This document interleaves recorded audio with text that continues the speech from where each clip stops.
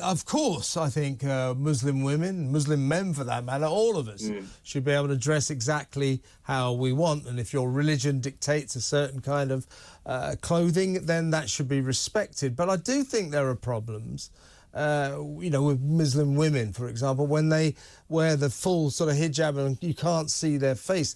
There are so many circumstances where the inability to see a face makes situations dysfunctional. So what is your take on this? Because the Policy Exchange is urging the government to impose no restrictions whatsoever on Muslim women. They must be allowed to wear whatever they want, even if it is full facial coverage. As I say, they don't allow it in France. Should we ban it here in Britain? What's your feeling?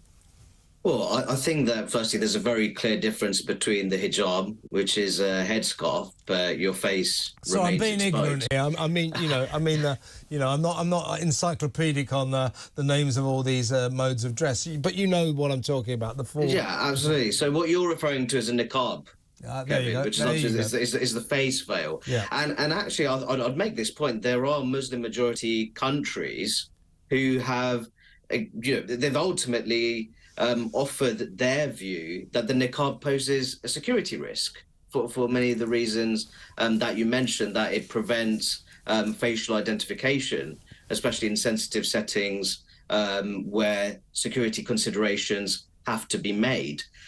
So I think, of course, we have to talk about individual choice. We do live in a liberal democracy, but we also have to make considerations when it comes to collective security as well. So in France, in my view, their militant secularism there means that, in my opinion, there's far too much of a clampdown on religious attire and religious symbols under its model of Republican universalism. But I think that when it comes to looking at different kinds of attire, there should at least be a debate in terms of, to what extent does it prevent the upholding of effective security measures and procedures, and how is that traded off against individual liberty? The report also talks about Islamophobia and how that can lead to Islamist groups stifling opening debate about religious attire in the UK.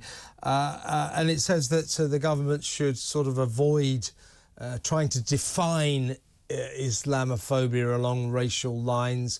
Do we have a problem with Islamophobia? Because I've never quite understood the definition of it, because the official definition is something like, to racial prejudice against the practitioners of the Islam faith, Muslims. Islam is not a racial religion. You don't have to be a person of colour to be a Muslim. So I think we do need to look at what we mean by Islamophobia, don't we? No, I prefer the term anti-Muslim prejudice as opposed to Islamophobia. I think that in a free and fair democracy, religious ideologies are very much open to scrutiny. And I think that's something that should be protected in our liberal democracy. Of course, you want to stamp out religiously motivated forms of discrimination, which is why I focus more on anti-Muslim prejudice, especially in spheres of life such as the labour market or private rented housing. So the things that really count for a great deal in someone's everyday life. But I think that if you're talking about anti-Muslim prejudice more generally in society, there's surveys which suggest that 1 in 5 British people have an unfavourable view of Muslims as a group. If you're looking at British Muslim attitudes in terms of how they perceive wider society, there's a recent study by Crest Advisory, Kevin, which showed that 3 in 4 British Muslims believe that Britain is a good place to live as a Muslim. And one of the main reasons for that is freedom to practice their religion.